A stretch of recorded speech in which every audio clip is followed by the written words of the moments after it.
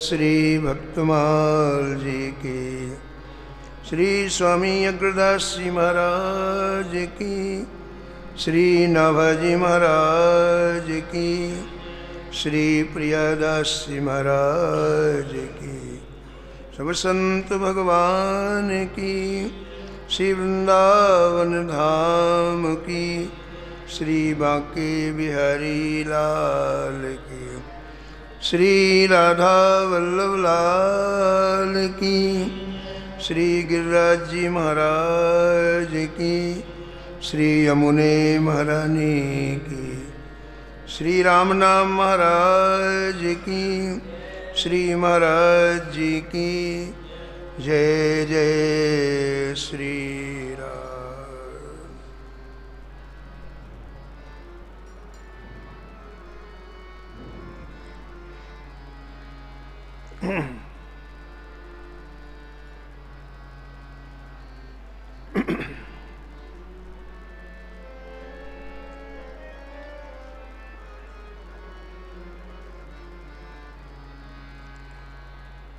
लोकुलाज कुल श्रृंखला तज मीरा गिरधर भजी।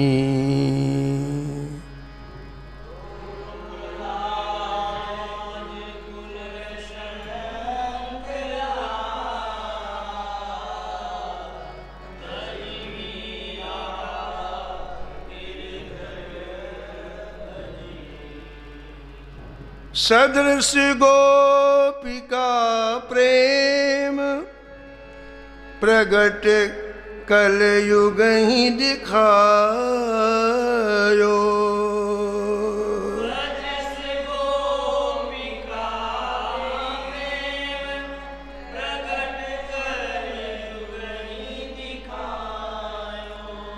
निरअंकुश अति निडर रसिक जस रसना गायो।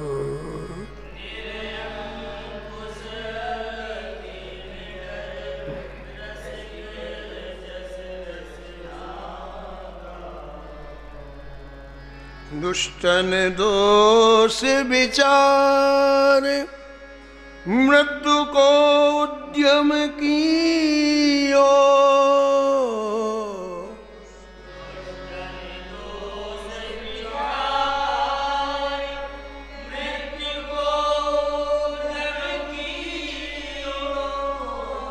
बार नबा को भयो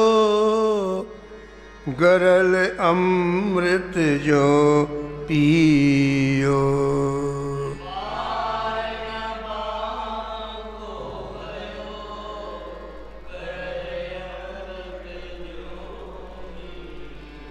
भक्ति निशान बजाए के काहू ते नाहिन लजी।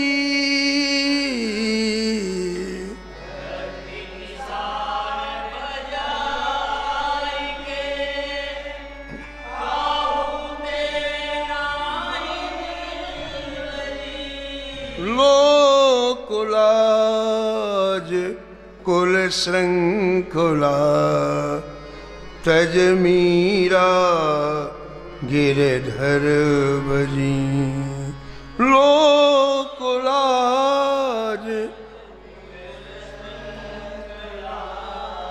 तज मीरा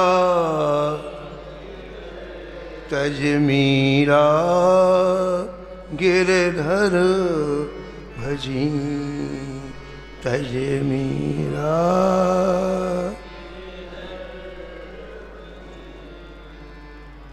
प्रातः स्मरणीय परम वंदनीय श्री नाभा गोस्वामी जी इस छप्पे में परम भक्ता मीरा जी का स्मरण किया है और निष्कर्ष के रूप में कहते हैं मीरा जी ने अपने लक्ष्य की प्राप्ति के लिए जो लक्ष्य के विरोधी तत्व थे उन सबका त्याग कर दिया। मनुष्य जीवन में कई ऐसी बेड़ियां हैं जिन बेड़ियों को काटना बड़ा मुश्किल है, और उन बेड़ियों के कारण व्यक्ति अपने लक्ष्य से वंचित हो जाता है। कुल की कई ऐसी मर्यादाएं हैं, लौकिक ऐसी बहुत सी रीतियां हैं जिन्हें भजन करने वालों ने अनुभव किया है कि ये बाधक है। जो विवेकवान व्यक्ति होता है वो अपने लक्ष्य के लिए सब का त्याग करता है। सर्वं त्यक्त्वा हरिम भजेत, सबका त्याग करता है, तभी तो लक्ष्य की प्राप्ति होती। नहीं कैसे हो? इसलिए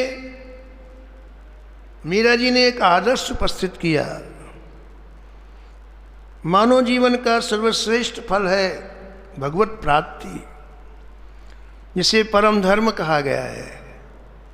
एक धर्म है, लौकिक धर्म है, जीवन यापन करने की एक प्रणाली है जिसे सबको करना चाहिए। एक परम धर्म है जो मानव जीवन का फल है। तो प्रत्येक मानव का परम धर्म क्या है? मानव जीवन लेने के बाद भगवत प्राप्ति, और भगवत प्राप्ति के लिए, परम धर्म के लिए सामान्य धर्म को छोड़ा जा सकता है। ये लोक लाज, ये कुल की मर्यादाएं, ये सब सामान्य धर्म है। देह धरे कर यह फल भाई,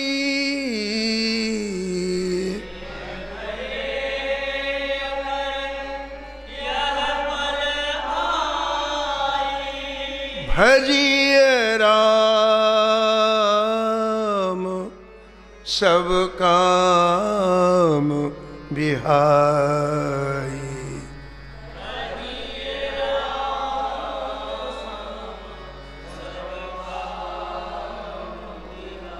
काम बिहाई, काम बिहाई। ये उन लोगों का अनुभव है जिन्होंने अपने मन बुद्धि चित्त को श्री ठाकुर जी के चरणों में लगाया है। उन्हें अनुभव किया है कि मानव जीवन का फल युगल सरकार की प्राप्ति है। लेकिन सामान्यता ऐसा नहीं है। सामान्यता तो व्यक्ति सुखो संपत परिवार बढ़ाई, सुखो संपत्ति, इस चतुष्कोण में उलझा हुआ है। सुख, संपत्ति, परिवार और बड़ाई, ये जो चार चतुष्कोण है, हर व्यक्ति उलझा है। वो किसी लोक का हो, कहीं का हो, लेकिन इस परिधि के बाहर नहीं जाना चाहता है। बस यही भ्रम है। इसी को मृग तृष्णा कहते हैं। इसी भ्रम में ये जीव निरंतर 84 लाख योनियों में भटक रहा है। निरंतर इधर मरना, उधर जन्म लेना, फिर मरना, ये क्रम टूट नहीं पा रहा है। ये साइकिल निरंतर चलती आ रही है। क्यों? क्योंकि ये भ्रम हो गया है कि ये जीवन का पुरुषार्थ यही है, सुख, संपत्ति, परिवार और बड़ाई। लेकिन जिन्होंने श्री ठाकुर जी के चरणों का आश्रय लिया है, वो कहते हैं, ये सब राम भगति के बाधक,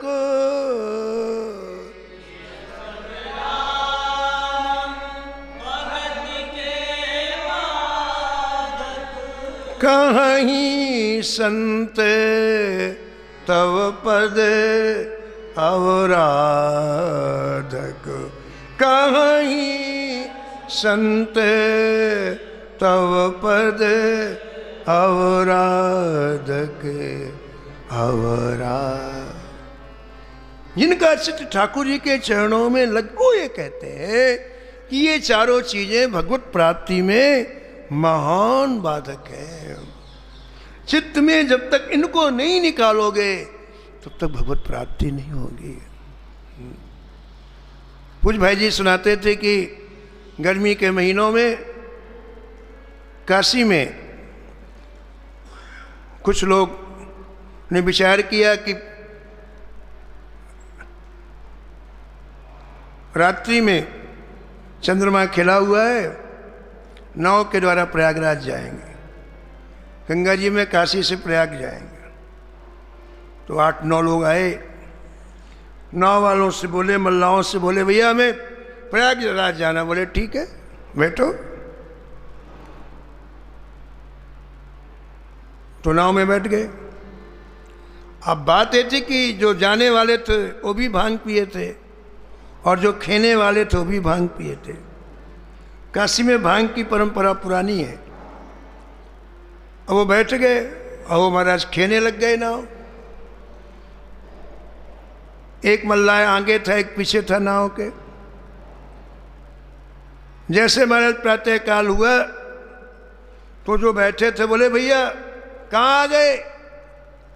एक ने कहा भैया वहीं पर है, मणिकर्णिका घाट में है, काशी के मणिकर्णिका घाट में है। अरे क्यों भाई तुमने नाव नहीं चलाई। बोले देख लो हाथ सूझ जाए नाव चलाते चलाते, पूरी रात नाव चलाई, फिर नाव क्यों नहीं गई। एक ने कहा नाव को जिस खूंटे में बांधा था रस्सी तो खोली नहीं। रस्सी नहीं खोली तो फिर नाव कैसे जाएगी। वो बैठे भी रहे, वो चलाते भी रहे, लेकिन रस्सी नहीं खोली। प्रेम जब तक रस्सी नहीं खुलेगी नाव कैसे चलेगी। यही हाल हमारा है। हम सुख संपत्ति परिवार बढ़ाई से रस्सी बांधे हुए हैं और सोचते हैं भगवत प्राप्ति हो जाए, सोचते हैं भगवान के धाम में चले जाए। खूब मेहनत भी करते हैं। जैसे वो खेने वाले मल्लाह डांट चलाते ना कूदते, तो हम लोग मेहनत भी करते हैं, सुबह से शाम तक भजन भी करते हैं, तीर्थ यात्रा भी करते हैं, पाठ पूजा भी करते हैं, लेकिन रस्सी नहीं खोली ना बाबा, तो नाव कैसे जाए, भगवत प्राप्ति कैसे हो। इसलिए पहले रस्सी को खोलना है। ये सब राम भगति के बाधक,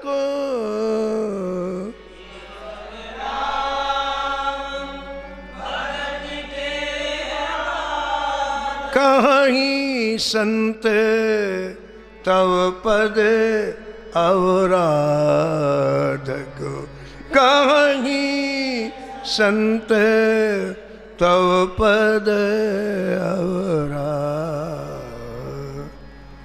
तो मीरा जी ने निष्कर्ष निकाला जीवन का, और निष्कर्ष निकालने के बाद जो चीजें बाधक थी उनको अलग कर दिया। लोक लाज कुल श्रृंखला तज मीरा गिरधर भजी। और मीरा जी की दूसरी विशिष्ट बात क्या है। भक्ति निशान बजाए के,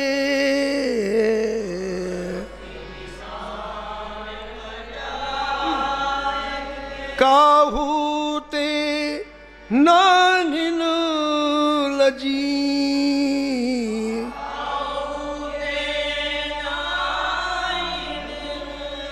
मीरा जी ने छिप के भजन नहीं किया, खुल के भजन किया, खुले आम। क्यों? भजन करे कोई सूरमा। कोई कमजोर दिल का आदमी भजन कर सकता है क्या? छोटी छोटी बातों में जो भयभीत वो कोई भजन कर सकता? सूरमा जो बड़ी बड़ी विपत्तियों को छाती में झेलने के लिए, तो वो भजन के पद पर अग्रसर होते हैं, सूरमा। इसलिए मीरा जी किसी से भयभीत होकर के भागी नहीं, किसी गुफा में नहीं गई, चौड़े में भजन किया। महाराज खुलेआम ऐलान करके भजन किया।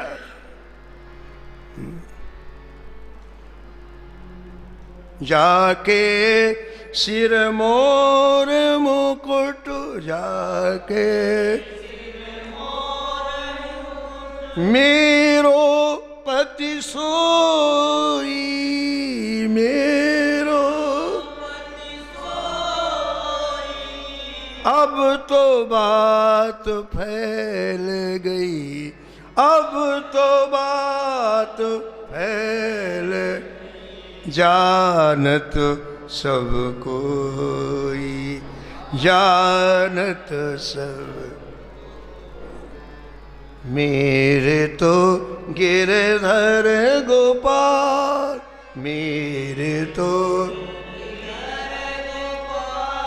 दूसरो न कोई, दूसरो न कोई।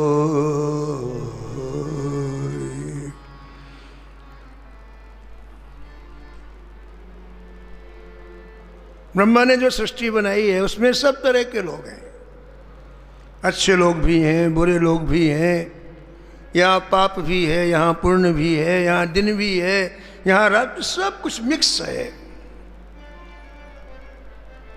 इसलिए जिसे अच्छे रास्ते में चलना होता है उसे इन लोगों से द्वंद्व करना पड़ता है, युद्ध करना पड़ता है। इनकी संख्या ज्यादा है, धूर्त लोगों की, दुष्ट लोगों की, कली कलमश से भरे हुए लोगों की संख्या ज्यादा है। इसलिए प्रयास करते हैं कि सद प्रवृत्तियां बढ़ने नहीं पाए, भजन करने वाले लोग आगे ना आने पाए। इसलिए अच्छे लोगों को नष्ट करने का ही प्रयास करते हैं। भक्तमाल में कोई ऐसा चरित्र नहीं है जहां जिस चरित्र में किसी संत का विरोध न किया गया हो, और विरोध किया गया है। लेकिन इनके पास ईश्वरीय बल, ठाकुर जी का बल होता है, इसलिए कोई रुकावट इन्हें आज तक रोक नहीं पाई। व्यक्ति के पास जब तक अपना बल होता है तब तक सीमित होता है, और जब उसके जीवन में ठाकुर जी का बल हो जाता है असीमित हो जाता है। नाभाजी महाराज कहते हैं कि कई लोगों ने मीरा को मारने का प्रयास किया, लेकिन मीरा को कोई मार नहीं सका। मीरा का किसी से द्वेष नहीं है, दुनिया का द्वेष मीरा का द्वेष नहीं है। और एक बात ध्यान रखने की, हमारा यदि किसी से द्वेष नहीं है तो उसके प्रहार, उसके वार खाली चले जाएंगे। हिरण्यकश्यप का द्वेष प्रहलाद जी से, प्रहलाद जी का द्वेष नहीं है, बिल्कुल नहीं है। कभी गुस्सा होकर प्रहलाद जी नहीं बोले, पिता को पिताजी कह करके बोले। हजारों बार मारने का प्रयास किया हिरण्यकश्यप ने, लेकिन प्रहलाद जी ने कभी पिताजी के प्रति कभी द्वेषपूर्ण व्यवहार नहीं किया। परिणाम क्या हुआ? एक वार भी सफल नहीं हुआ हिरण्यकश्यप का, सारे वार खाली हो गए। ऐसे ये भक्त कभी किसी से द्वेष नहीं करते हैं, बदला लेने की भावना नहीं होती है। इसलिए कितनी भी प्रतिकूलताएं आ जाएं, इनके मार्ग को नहीं रुक पाती हैं। ऐसे मीरा जी के लिए नाभाजी महाराज कहते हैं कि सब कुछ करने के बाद भी मीरा जी का कुछ अनिष्ट नहीं कर पाए। दुष्टन दोष विचार मृत्यु को उद्यम कियो, दुष्टन दो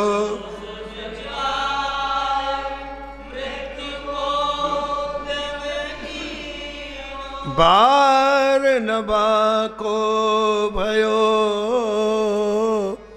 गरल अमृत जो पियो।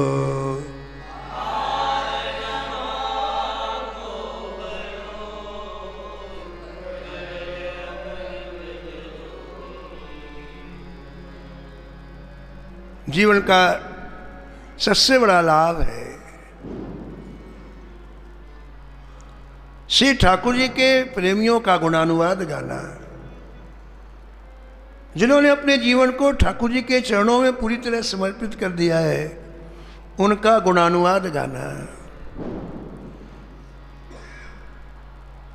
श्री ठाकुर जी ने जो लीलाएं की हैं, उन लीलाओं को रसना के द्वारा गाना, ये भक्त का जीवन होता है।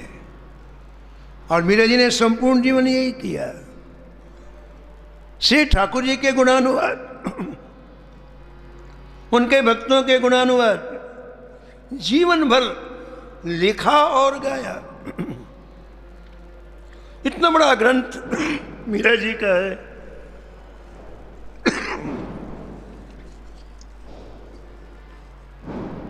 जिसमें हजारों पद मीरा जी के होंगे। मीरा सुधा सिंधु नामक कोई पुराना ग्रंथ है, हजारों पद मीरा जी के होंगे। पूरा जीवन लिखा मीरा जी। 6-7 वर्ष की आयु से लिखना प्रारंभ किया और लिखती ही रही। नाभाजी महाराज कहते हैं कि रसिक जस रसना गायो, रसिकों का चरित्र या रसिक शेखर का चरित्र, उनकी लीलाओं का गान मीरा जी ने पूरे जीवन किया है।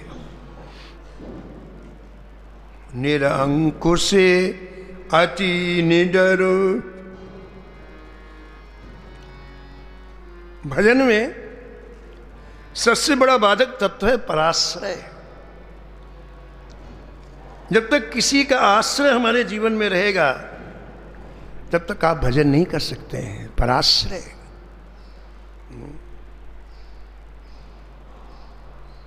इसलिए भक्त ठाकुर के आश्रय में रहता है, किसी व्यक्ति के नहीं, किसी वस्तु के नहीं, किसी पदार्थ के नहीं वो भजन नहीं कर सकता है।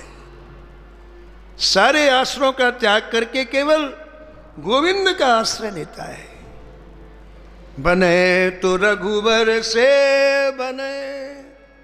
बने तो रघुवर या बिगड़े भरपूर,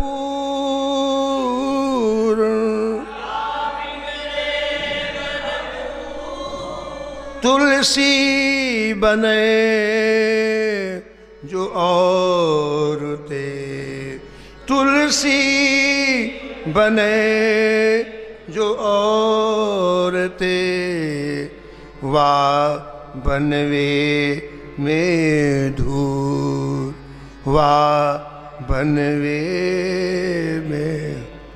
क्या दिव्यता भक्त में आ जाती है। बने तो ठाकुर जी से बने। हम जिनके हो गए, अब हमें चाहे धूल में रखें, चाहे मिट्टी में रखें, चाहे झोपड़ी में रखें, चाहे महल में रखें, अन्न कोई के द्वारा चाहे हमें स्वर्ग ही मिलता हो, हमारे काम का नहीं है। हमें तो अब केवल इनसे चाहिए जिनके हो गए। दूसरे का हमारे अमृत हमारे काम का नहीं है। और हमारे ठाकुर जब में विष दें तो हमारे लिए बहुत सौभाग्य की बात है।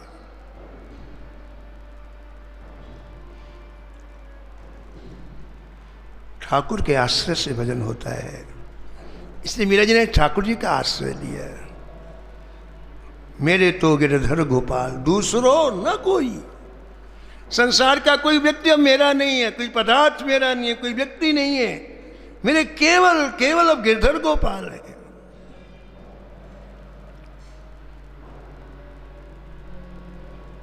निरंकुशे अति निडर। इतना भय रहित क्यों हो जाता है भक्त? भजन करते करते उसके जीवन में एक अनुभव होता है कि सृष्टि में जो कुछ दिखलाई पड़ रहा है सब जगह मेरे मालिक हैं, मेरे नाथ हैं, मेरे गोविंद हैं। ये सृष्टि के बाह्य आकार हैं, लेकिन हृदय में मेरे नाथ हैं। सिय राम में सब जग जानी, सिय राम में करऊं प्रणाम जोरी जुग पानी, करऊं प्रणाम जोरी जुग पानी। इसलिए भयभीत नहीं होता। हर जगह मेरे नाथ हैं, हर जगह मेरे गोविंद हैं, माधव हैं, राघव हैं, किससे भयभीत होना। तो इस कलयुग में मीरा जी ने डंके की चोट में भजन किया, खुलेआम, और हर प्रतिकूलता को सहन किया मीरा जी ने।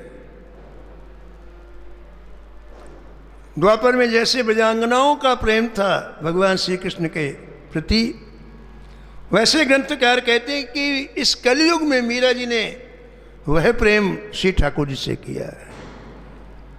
प्रेम प्रगट कलयुग ही दिखायो,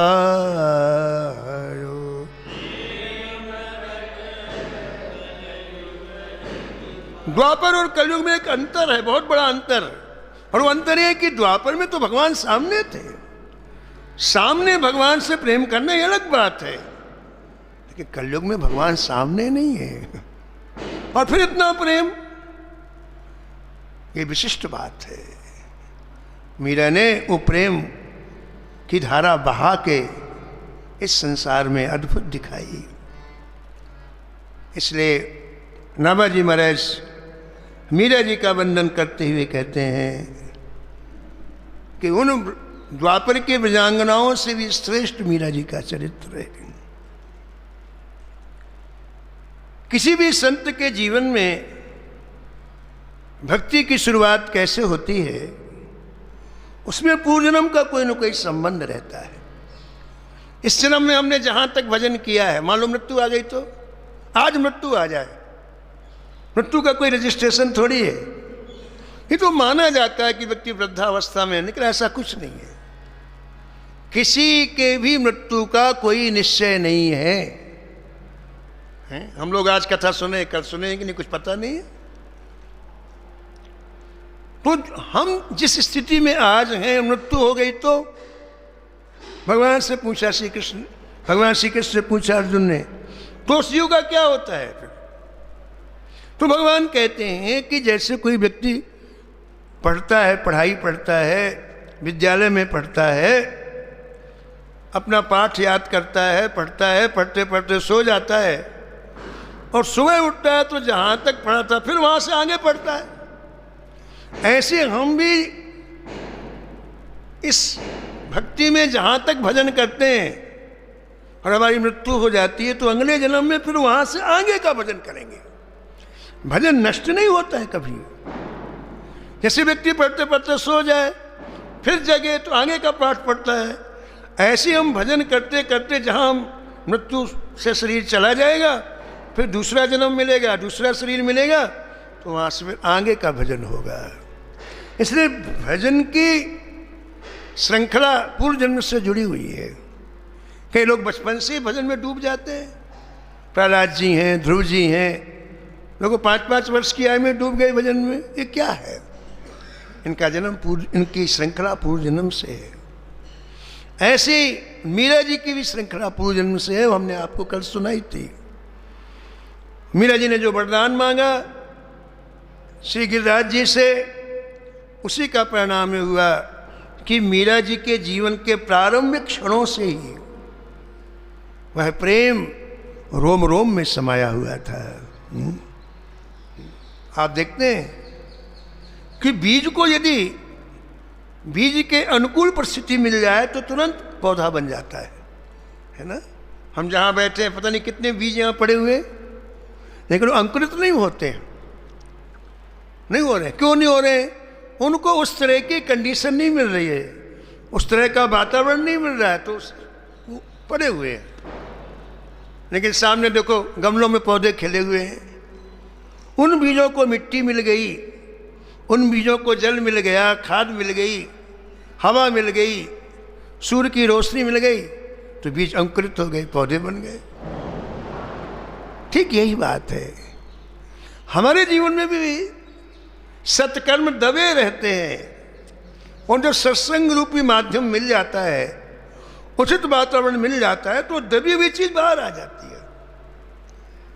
इसलिए सत्संग कितनी महिमा गाई गई। सत्संग एक माहौल है, सत्संग एक वातावरण है, फेवरेबल कंडीशन है, जहां आंतरिक सत्प्रवृत्तियों का विकास होता है। जितने महापुरुष हुए हैं उनके जीवन में कहीं न कहीं सत्संग का पुट लगा है, तो खिल गए, हो पल्लवित हो गए, पुष्पित हो गए। वही मीरा जी के जीवन में हुआ है। मीरा जी की आयु 5 वर्ष की हुई।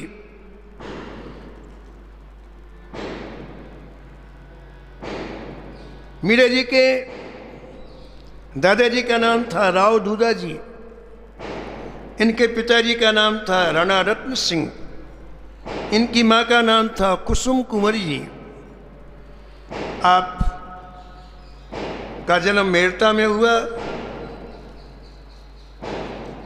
और राव दूधा जी जो इनके दादा थे, पिता के पिता थे, वो संतों के बड़े प्रेमी थे। इनके यहाँ चतुर्भुज नाथ का मंदिर था, ठाकुर जी की सेवा भी होती, राज परिवार की है, लेकिन संतों के प्रति बड़ा लगाव था। तो संतों की जमात भी ठहरती इनके यहाँ, संत निवास भी बनाया गया था इनके महल के आसपास। और जहाँ संत होते हैं वहाँ 2 चीज़ें अवश्य रूप में होती हैं, भगवान के नाम का संकीर्तन और भगवान की परम प्रिय कथा। ये 2 अमृत साथ में लेके संत चलते हैं। वो कहीं भी ठहरे और कहीं भी पाएं खाएं, इससे मतलब नहीं है, लेकिन 2 अमृतों बिखेरते हैं। पूज्य कलपाती जी महाराज कहते थे कि इस कलयुग में 2 अमृत अभी भी हैं। इतना कली है, कली का मल है, कलमस है, लेकिन 2 अमृत अभी भी हैं, एक कथामृत और दूसरा नामामृत। इन अमृत को यदि हम पीते रहेंगे तो इस कलयुग का विष हमारा बाल बांका नहीं कर पाएगा। तो संत कहीं भी जाते हैं, उनके पास से 2 अमृत होते हैं और इसी अमृत का वो सिंचन करते हैं। सांप किसी को काट दे, सांप और न्योले की लड़ाई होती है, तो सांप न्योले को काटता है, तो न्योले के ऊपर जब विष चढ़ने लगता है तो वो सांप को छोड़ के भाग जाता है। उसी एक ऐसी बूटी का पता है जंगल में, उसको सूंघते उसका विष उतर जाता है। उसको एक बार सूंघेगा फिर बिल्कुल निरोग हो जाता है, फिर लड़ता है। ऐसे 3-4 बार में सांप को मार डालता है। कितना बड़ा सांप हो, न्योला उसे मार डालता है। ऐसे ही गोस्वामी जी कहते हैं कि संसार का विष जब चढ़ता है तो इस विष को उतारने के लिए ये संतों के अमृत छिड़कते हैं, कथामृत, नामामृत, और फिर ये तरोताजा हो जाता है। फिर संसार से युद्ध करने के लिए तैयार, अब एक दिन जीत जाते, विजय हो जाता है। तो आपके यहाँ संतों की जमात आती राव दूधा जी के यहाँ, और राव दूधा जी बड़े सब भाव से उनकी सेवा करते, सत्कार करते। ये क्रम चलता रहता। कोई संत 5 दिन रहे, कोई 10 दिन रहे, कोई चले गए। जमात में कभी 20 संत आते, कभी 50 संत आते। मीरा जी को संतों का दर्शन होता है। छोटी सी आयु में, 5 वर्ष की आयु में मीरा जी को संतों का दर्शन होता है। उन्हें बाल्यावस्था के संस्कार बड़े सुदृढ़ होते हैं, बड़े पावन होते हैं, बड़े पवित्र होते हैं। बाल्यावस्था में कोई विकार नहीं होता है शरीर में। विकार के आते ही कपट आता है, छिपाने की प्रवृत्ति, दंभ, ये सब विकारों की देन है। कौमार आचरेत प्राज्ञो धर्मान भागवतानियो। कौमार आचरेत प्राज्ञो धर्मान भागवत। प्रहलाद जी कहते हैं कि मित्रों, छोटी आयु का भजन बड़ा ही लाभप्रद होता है। जैसे कोई कपड़ा कोरा हो और उसको रंग में रंगो तो एक बार में रंग जाता है। नया कपड़ा है, अभी मिल से आया है, एक बार रंग में डालो तो रंग जाता है। लेकिन वही कपड़े को आप पहन लो 1 साल, फिर रंगो तो रंग चढ़ता नहीं है। बार बार रंगोगे तो हल्का सा भले चढ़ जाए, लेकिन सुरख रंग नहीं चढ़ता है। ऐसे मन छोटी आयु में बड़ा निर्बल होता है। उसको एक बार यदि आप प्रभु की भक्ति में रंगो तो पूरा रंग जाता है। लेकिन बड़े बनने के बाद यही मन बाल बच्चेदार हो जाता है, संसार के व्यवहार में, फिर इसमें रंग बड़ी मुश्किल से चढ़ता है। नाना तरह के तर्क हमारे मन में उत्पन्न होने लगते हैं और वो रंग का चटकपन नहीं आ पाता है। इसलिए ये छोटी आयु के संस्कार बड़े दृढ़ होते हैं और प्रबल होते हैं। 5 वर्ष की मीरा की आयु में संतों के दर्शन ने मीरा जी के हृदय में एक जिज्ञासा उत्पन्न की, ये संत इतने प्रसन्न क्यों रहते हैं। कभी आप भावपूर्वक संतों को देखो, उनकी प्रसन्नता एक अद्भुत होती है। उस प्रसन्नता में किसी वस्तु का समावेश नहीं है, उस प्रसन्नता में किसी व्यक्ति का समावेश नहीं है, उस प्रसन्नता में किसी प्राकृतिक धन वैभव प्रतिष्ठा का समावेश नहीं है। वो उनकी सहज मस्ती है, उनका वो सहज आनंद है जो उन्हें ठाकुर जी से नित्य प्राप्त होता है। हमने एक दिन आपको सुनाया था कि श्री शरणानंद जी ने, जो उन्होंने मानव सेवा संघ की स्थापना की, पिताजी के पास बैठे थे। छोटी आयु थी, 8-9 वर्ष की। पिताजी के पास बैठे थे। पिताजी से पूछा, पिताजी ऐसा संसार में कौन सा सुख है जिसमें दुख ना मिला हो? ऐसा संसार में कौन सा सुख है जिसमें दुख ना मिला हो?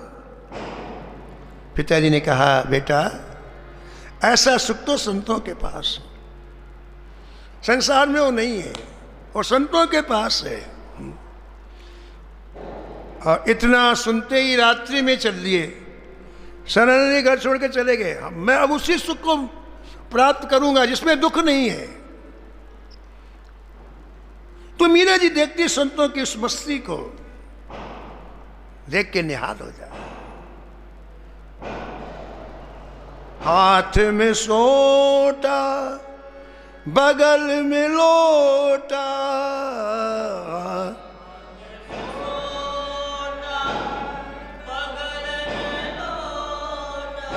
चारों दिशा जगीरी में, चारों दिशा मन लागो मेरो यार फकीरी में।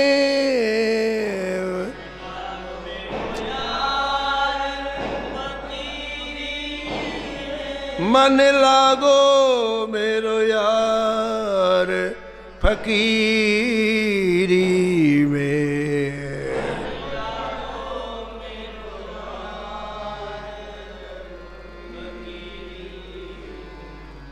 आखिर यह तन खाक मिलेगा, आखिर यह काहे फिरत मगरूरी में।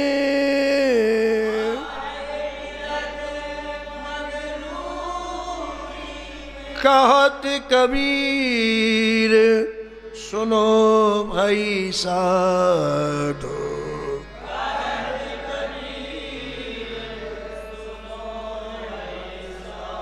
साहब मिलत सबूरी में।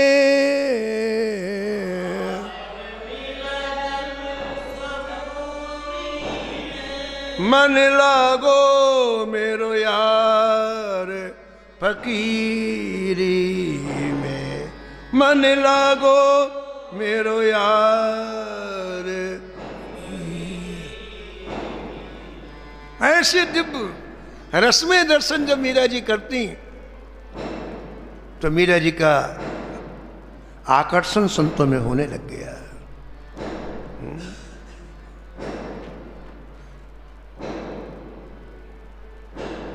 संयोग की बात है कि एक दिन ब्रजरस में डूबे हुए संत, जिनके नेत्रों से निरंतर अश्रु की धारा बहती रहती, जिन्हें प्रेमास्पद की प्रियता का निरंतर स्मरण रहता, वे संत रात्रि में मीरा जी के यहां पधारे। संतों के लिए खुला दरबार था। उन्हें महाराज सुंदर एक कक्ष में रुकवा दिया गया। वो चल करके आए थे, स्नान आदि किया उन्होंने। मार्ग में कहीं ठाकुर जी की सेवा नहीं कर पाए थे। उन्होंने विचार किया पहले ठाकुर जी की सेवा कर ले, इसके बाद फिर प्रसाद आदि पाएंगे। स्नान आदि करके वो कक्ष में ठाकुर जी की सेवा करने लग गए। और छोटी सी मीरा एक आगंतुक संत को देखने के लिए कक्ष के दरवाजे में खड़ी हो गई। संत ने अपने ठाकुर जी को बाहर निकाला और ऐसे प्रतिदिन सेवा करते थे। सेवा करने उनका ध्यान नहीं था कि कोई कक्ष को दरवाजे में खड़ा देख रहा है। रोज की तरह वो जैसे भाव से ठाकुर जी की सेवा करते किया। स्नान आदि किया, इत्र की मालिश किया, पोशाक पहनाई, अलंकार धारण कराए, सुंदर ठाकुर जी का श्रृंगार करके नैवेद्य अर्पित किया, आरती की, स्तुति की और प्रणाम किया। जब प्रणाम करके उठे तो बालिका दिखी उनको, छोटी सी। तो संत के मन में आया कि कहीं ये प्रसाद के लिए, बच्चों को प्रसाद से लगाव होता है। तो बोले इधर आ, ले प्रसाद।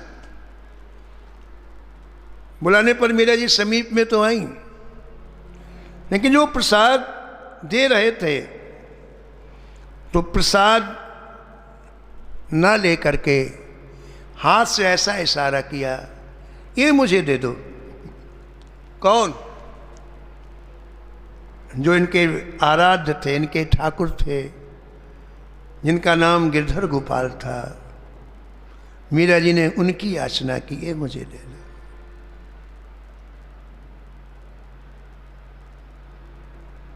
निर्मल हृदय में थोड़ी देर संत को इस तरह सेवा करते हुए देख करके मीरा जी के हृदय में एक नई उमंग उठी।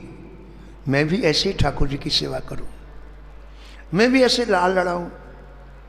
ये संत कितने डूब करके सेवा, इन्हें कुछ पता ही नहीं बाहर क्या हो रहा है, मैं भी करूं ऐसा।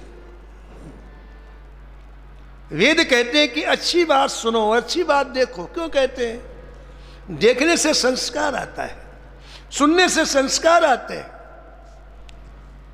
तो देखो मीरा जी ने देखा और मन में तुरंत इच्छा हुई कि मैं भी सेवा करूं। महात्मा जी ने कहा, बेटी ये देने वाली चीज नहीं है, तू प्रसाद ले ले। बोले ना मुझे वही चाहिए। मानो गिरधर गोपाल मीरा जी के हृदय में समा गए। और जहां ठाकुर जी समा जाते हैं वहां दूसरी चीज नहीं रह सकती है। ठीक है कि नहीं?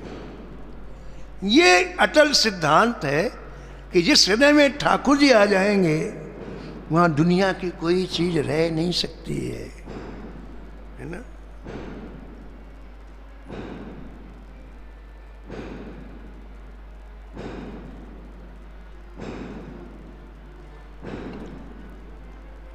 नहीं दिया संत भगवान ने, तो मीरा जी अपनी माँ के पास गई। माँ, बाबा जी के पास जो ठाकुर जी मेरे को दिला दे। मुझे बहुत अच्छे लगते हैं, मुझे बहुत प्रिय लगता है। अरे नहीं बेटी, वो तो बाबा जी के, तेरे कुछ नहीं देंगे हो, तेरे हम दूसरे ठाकुर मंगा। ना ना ना, मुझे वही चाहिए। माँ ने जब समझाया तो मीरा ने रोना प्रारंभ कर दिया। मुझे वही चाहिए, मुझे वही चाहिए। लिखा इतना रोई मीरा, सारा घर एक तरफ और मीरा का रोना एक तरफ। यही ठाकुर जी देखते हैं हमारी प्रियता की। हम संसार की वस्तु पदार्थ व्यक्ति के लिए तो रोते हैं, खूब रोते हैं, लेकिन ठाकुर जी के लिए नहीं रोते हैं।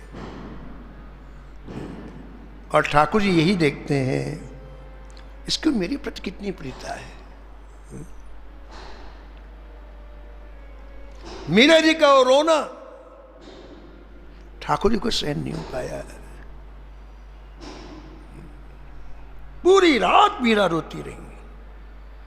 देखे बिन प्रभु कल न परत है,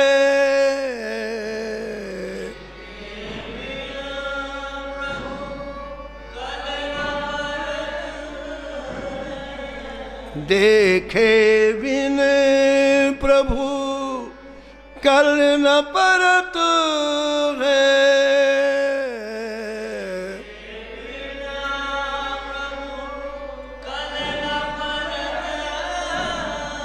भई क्षमासी रहे।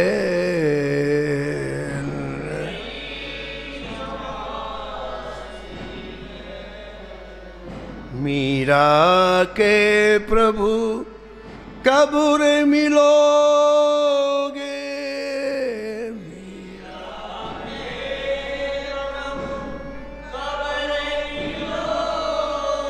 मीरा के प्रभु कब रे मिलोगे,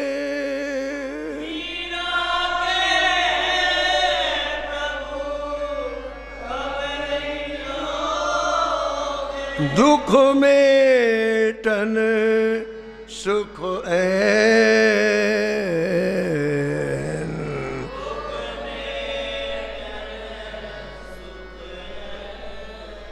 दुखन लागे नैन दरस बिन, दुखन लागे नैन दरस बिन, दुखन लागे।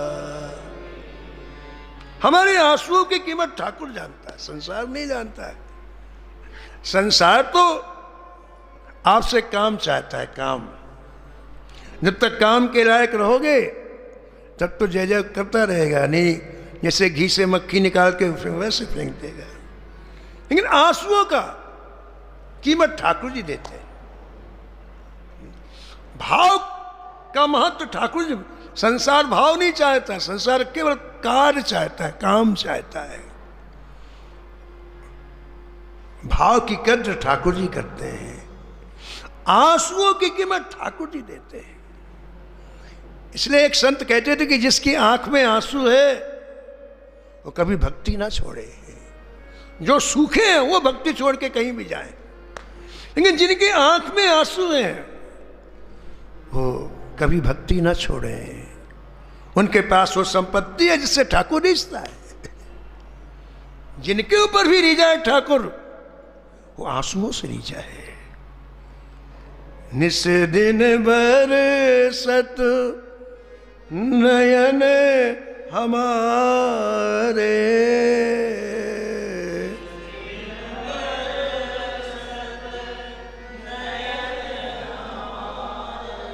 निस दिन बरसत नयन हमारे,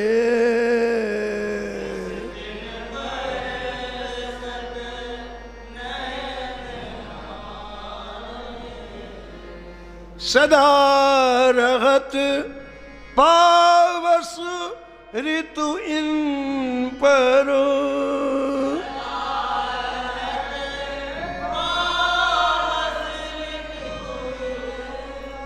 जब से श्याम सिधारे,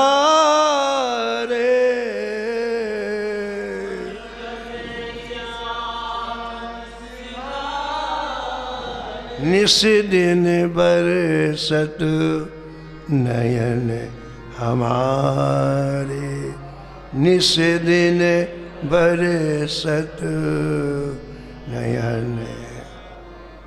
यही पूंजी है ठाकुर जी को प्राप्त करने की, यही पूंजी है। अंतःकरण से, गहराई से एक बार आंसू निकले ठाकुर जी के लिए, और फिर ठाकुर जी कैसे द्रवीभूत होते हैं, ये कथा कल सुनेंगे। समय की मर्यादा में कथा को यहीं विराम।